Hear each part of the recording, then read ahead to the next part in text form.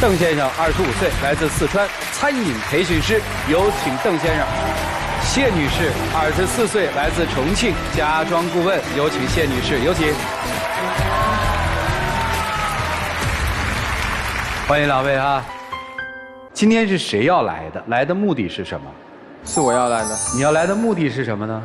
我想让他不要再猜忌我，我想挽回他对我的信任。哦，挽回信任，现在不信任他了？对，因为我觉得就是因为提了这个彩礼之后，他现在对我态度就没有之前那么好了。哦，那我们就从彩礼开始说，好不好？嗯，可以。交往多久？现在？交往大概2年多了。提彩礼不就要结婚，是这意思吧？对对对，因为我父母希望我早点结婚啊，所以说就在今年年初的时候，我就有带他去见了我的父母，然后我父母就跟他提了一些结婚的事情，像彩礼、结婚场地这些都说了，然后他还就跟我父母保证说他现在拿不出来，然后说近2年会努力的，但是我觉得他就是这2年拿不出来，以他现在这个能力，因为我很清楚他现在的能力。你父母提出的要求是什么呀？就是要求10万块钱的一个彩礼。哦。经过这个事情之后，他现在感觉就态度没有之前那么好了，而且现在我怀疑他跟女同事之间暧昧不清的。哦，听明白了。这个压力对你来说很大吗，小伙子？现在的话真的很大，因为我哥结婚也刚不久，父母为我哥婚礼真的筹备了很多，这样亲戚也借了些钱，这些压力我都有所分担的。有没有跟他们父母说这些啊？有说，但我也向他保证，我真的会努力，我不想放弃这段爱情。我知道你是努力说等我几年时间，我们再结婚，达到要求我们再结婚嘛？还是说我们先结婚，我给你个承诺，达到要求再结？哦，那没毛病啊。是啊，他现在话是这样说，但是他现在连态度都变了。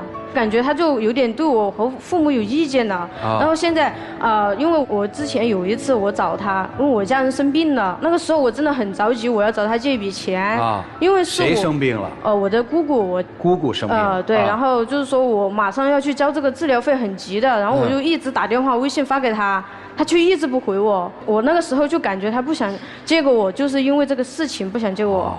你问他借多少钱？大概3万多。我就觉得他不想借给我，然后我就没办法，我就找了很多亲戚我才借到的。那你觉得他有那么多钱吗？我觉得你至少也借点给我，然后他的当时是不回我，然后打电话微信是没有回我的。所以你认为他没回你，他要冷淡你，是这意思吧？对对对，我觉得他就是不想借给我，因此这个事情。当时情况是这样的，那时候我在浙江，你在重庆，而且我刚调到一家新店，新店筹备的话前期是很忙的，我一直忙到晚上8、9点的时候才给你回了电话，可是你没有聊2句你就给我挂了，我再打过去的时候你却把我拉黑了，我还是通过同事才找到了你，然后虽然说我们之间和好了，但是我也为了这段感情，我不是向公司申请了吗？把我调到重庆，我这么做都是为了你啊。我觉得他当时就是不想借我，因为他当时是很久才回复我，就是大概有7、8个小时，然后才回复我这个事情，就是不想借给我嘛。然后这个事情就算了嘛，我也借到了呀。但是我现在连发个消息问他，我想关心一下他嘛，然后他也不怎么回我，吃饭也是这样。他现在都找借口，工作累，不想。所以女生觉得是因为彩礼出了之后，对男生被吓退了，是这意思吧？因为之前他不这样的，之前我们就他消息也回复的挺快的，然后吃饭也都不会这样找借口说工作挺累呀。彩礼不能成为我们2个之间的障碍，而且我来了重庆，我都是为了你，而且我刚到重庆，我总要适应新的工作、新的环境，我也要投入精力，这样子我才能娶你。而且来了重庆的时候，那天吃火锅，我真的回到家真的很累，我只想2个人简简单单的、朴朴素素的吃一顿就好了。可是你非要出去吃，还闹脾气，不吃饭。当时我真的很累，但是我还是要给你买夜宵，我怕你饿着，你还是不吃。你经常会因为一些小事而跟我发脾气。什么样的小事会发脾气？就算简单的，我之前不小心把他头发压着了，他就发脾气。什么意思？因为我之前有看到他有跟女同事聊天，然后现在都不回我啊。我看见他还约你去吃饭，结果跟我没时间了呗。那只是公司的同事，我们一起共事，一起要面对客户的，他是我的搭档。在工作上、生活上，我们经常交流的都是工作，而且手机短信也给你看了呀，微信内容也给你翻了呀，你为什么就不信呢？你还要扬言要删除掉我公司的所有女性同事。那吃饭呢？吃饭那只是公司聚餐，每月都有，很正常的，又不是我单独跟他去吃饭。是吗？你觉得我放心吗？你们公司我知道是有那么多女同事，经常跟你聊微信的那个女同事也在，你觉得我放心让你去吗？那到时候你去聚餐的时候跟那个女孩子有什么，我怎么办？那这个世界上除了男人就是女人，他的同事除了男同事就是女同事，他正常的同事交往你不让他，你让他怎么办呢？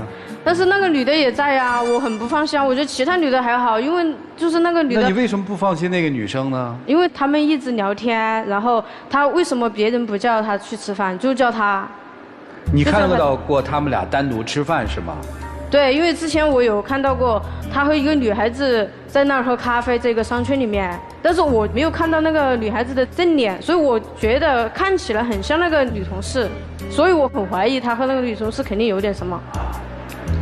那当时他只是因为感谢我，我在工作上有所帮助，人家还一下礼，请我吃个饭，这很正常的。但是我不知道你为什么要怀疑，可能你当时真的是因为彩礼吧，可能误会了我。但是我也跟你解释过，彩礼不能成为我们两个阻碍，我可以奋斗。我自己一个人不能奋斗的话，我也希望你跟我一起奋斗。毕竟以后的生活都是要我们两个人一起面对的，这不是我一个人的事情。我希望你跟我一起，我对你的心从来就没有变过。但是你自己想想我们之前你回消息呀，打电话呀，我问你在干什么，吃饭了没有，你马上回过了啊，吃饭还拍照给我看。现在呢，你现在直接不回复了，你这就是因为这个台你找其他女孩子，就感觉不想和我在一起了。我就怀疑他肯定和那个女的有事儿。所以女生是特别坦诚的说了。女生现在已经不想跟他交往了，是这意思吗？对，因为他就现在和那个女孩子不清不楚的现在。所以女生是特别坦诚的，就是因为我感觉到你要往出跑，所以与其这样，我们就不要这么拖着，我就跟你分手。但是男生不愿意接受这个现实，是吧？对。但是我觉得两个人在一起2年多了。也不容易。那时候我们刚在一起的时候，三观真的非常合，也非常聊得来。我跟他在一起也非常的开心，他还经常跑到我家给我做家务。有一次我回家看到他给我做饭，我当时心里真的非常的感动。我不知道从什么时候开始变了，是他变了还是你变了呢？双方都有一点吧。我开始忙了。那你能不能非常坦诚地告诉我们说，为什么现在给他回微信就回的比较慢一些，频率比较低一些，而且他感受不到你对他的关心。别拿工作紧说事儿啊。当然工作也肯定是有一部分的原因，因为我工作的时候是有2部手机的，需要面对客户，我要对接好，还要跟同事一起嫁接客户的关系。然后可能有时候真的是有点冷落他，但是我觉得我现在一直在改变，我一直在让我自己有能力，能让他以后过上更好的日子。如果他说其实这个都不重要，重要的是你要对我忠诚，你怎么看这个事儿？我对他忠诚一直都没有变过，但是他不信任你是吧？对。因此你今天想做的事情是挽回他对你的信任是吗？对。那我也很好奇，就是为什么他没有说你所有的女同事，对吧？对，他只是说了那一个女同事。她是我的搭档。我们要一起经常出去谈客户。我看你的职业是叫培训师。培训师到底是做什么的呢？餐饮培训师，教人服务技能的。服务技能。对。那是你的搭档。对。那搭档之间肯定关系相对比其他的同事要近一些。对，要经常谈。你见过他搭档吗？没有。安排一起吃顿饭聊一聊啊，感受一下。他不愿意。我不想见他，我也工作忙，没那么多时间。我有说过，因为在微信上他只是我的搭档，我也向他解释过，但是他觉得我解释就是掩饰。为什么不呢，姑娘？喜欢这个男人，你当然希望了解他的生活环境啊，工作环境。他又有这么一个搭档，他的职业要求他有这么一个搭档。也许换了这个女搭档，下一个女搭档来了还会这样？为什么不见见呢？见见聊聊不就踏实了吗？你这样说的话，我有机会会见，因为之前我是很相信他的，因为他的工作上的事情我一般不怎么过多的去问。然后现在的话，我觉得我有必要问了，真的。所以女生是觉得说这个彩礼让男生变了，是这意思吧？对，因为之前真的不这样的。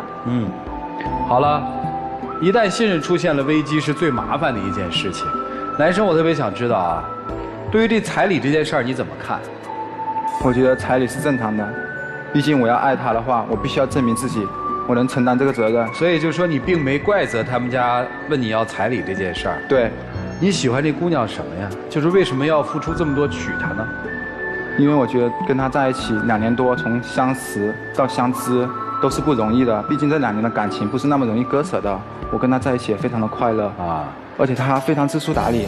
她曾经跟我说过这么一句话，她不会嫌弃，她会愿意跟我结婚，愿意到我老家那边去安家。哦，有一次我带她回我家，她一到我家就特别勤快，而且帮我父母做这做那，我父母也非常的夸赞她，我全家人都对她感觉不错，而且她在生活上也特别照顾我，我觉得能娶到她真的是一个福分。哦，你是这么看的啊？女生去过他们家？啊，对。条件好吗？一般吧。愿意跟她回老家生活吗？对呀，因为我那么在乎她，我觉得还是愿意为她去她那边，去照顾她和咱们家人。所以你受不了的是怕她花心了，是吧？对对对，我最受不了就别人这个。好，所以老师们，你们看看这段关系应该怎么办？这个信任还应不应该重建？还有没有信任？到底是场误会，还是有别的什么原因？让我们一起进入丘比特问卷。段先生、谢女士，你们好啊。我先问一个问题，问谢女士，在说这个彩礼问题之前，她这个女搭档存在吗？女搭档存在，一直都存在是吗？对。所以在说这个彩礼问题之前，你从来没有关注过她跟这个女搭档的所有的。对，我不怎么关注她工作上的事情之前。那为什么说了彩礼之后，你就开始关注了她跟她女搭档的关系呢？对呀，就是连基本的回个消息，因为之前很快回复嘛，或打电话什么的。之前聊天也跟我聊得很细啊，什么都跟我说。现在她都是什么都不说了，然后消息也回复得挺慢的那种。你们2个人就这个彩礼问题，我觉得有一个人在赌。我自己的感受，第一开始我觉得是男生在赌，但我越来越现在觉得女生也在赌。女生好像有点对号入座，就是我先设了这样的一个框子在这儿，然后什么事儿都往里安，越安越觉得哎就是这么回事儿，就是这么回事儿。所以其实我可不可以这样理解，他所有的经济实力，他家庭条件，你从一开始都是了解的。对，有2种情况，一种情况是你也觉得父母提出的这个彩礼他是达不到的，你也替他担心怎么办。对，还有一种情况是你自己心里也认同，如果他什么都没有，我嫁给他之后有什么保障呢？所以我觉得如果到了我们这个舞台，2个人如果都能敞开心扉，把自己包裹在面子上那些东西撕掉的话，我们说一些真心话，到底是怎么想，是否是在对号入座。然后男生，我刚才为什么一开始会想你在躲，也确实男人要面子，我给不起，我也不知道我的未来什么时候能够挣得这些东西，我也不知道我未来什么时候能娶你，所以你有意消极面对这段感情，这也不是不可能。所以你2个人都好好想想，现在就是一个当爱情遇到的现实怎么办，要什么我们就直接告诉对方，也不辜负我们曾经在一起的这段时光，我们就不要彼此伤害，彼此折磨，好吗？谢谢2位。好，谢谢尚大老师。这里面有好几次的交锋啊。第一次这个男生上家里去的时候，跟他要彩礼的时候，男生说我没有的时候，女生估计心里就咯噔一下啊，这是第一次。第2次是因为姑姑生病这个事儿跟男生借钱一直没回，女生估计心里面又咯噔一声，所以慢慢发展到后面，其实女生害怕的不是你搭档，女生害怕的是你拖着，恰恰你做的就是这个事儿，你就拖着嘛，就说白了给句痛快话嘛，行就行，不行就不行，他害怕这个。当然我也要帮你说一下话啊，确实到了面对彩礼这个问题的时候，年轻人根本不知道怎么去面对。像你我觉得你处理的，在你的立场上已经很得体了。我努力啊，我攒钱啊，我觉得你挺得体的。基于这个女生，她也不知道该怎么处理这个问题。周围的人都说她应该是一个什么立场？她应该站在她爸妈那边，还是站在爱人那边？她没有立场，她丧失立场了。所以我建议2个方向，要么就是晚结婚、晚生娃，这是一个方向；第2个方向，零基础、零压力的建立家庭，这是第2个方向。这2件事情如果都做不到，真的不要说结婚这个事儿，也不要拖着人家。就这样。好，谢谢陆琪老师。我觉得可能没有那么的。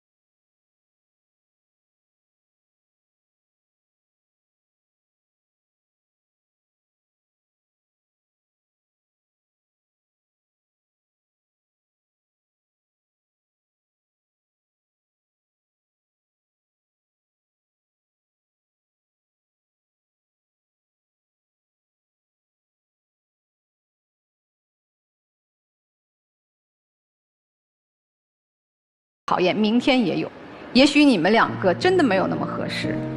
当压力和考验来的时候，这爱情就考验住了。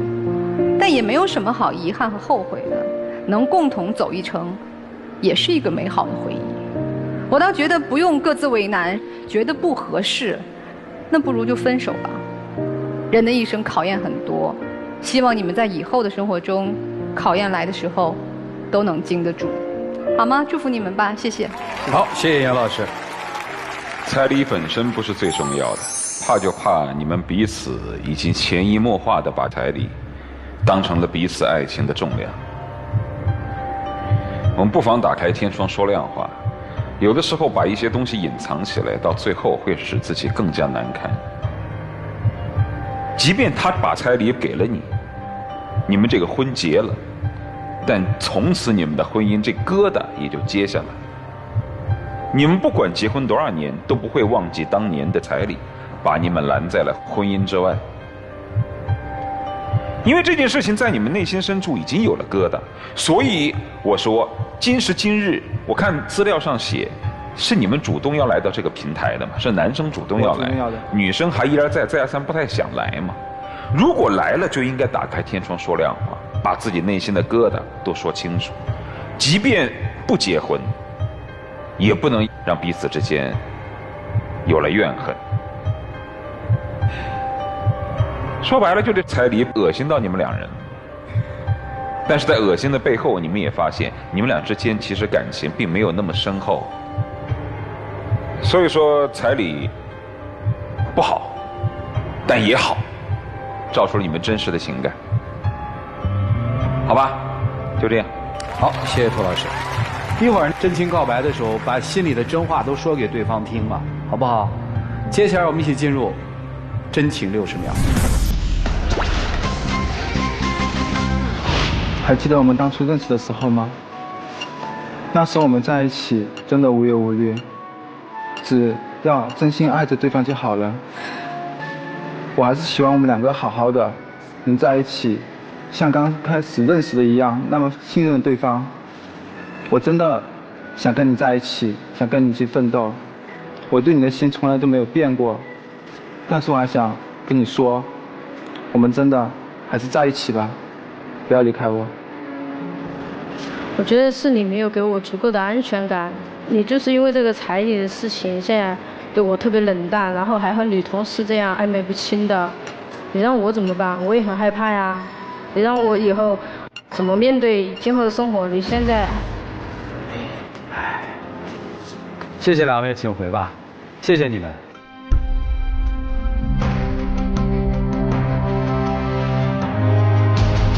来，请关门。开门。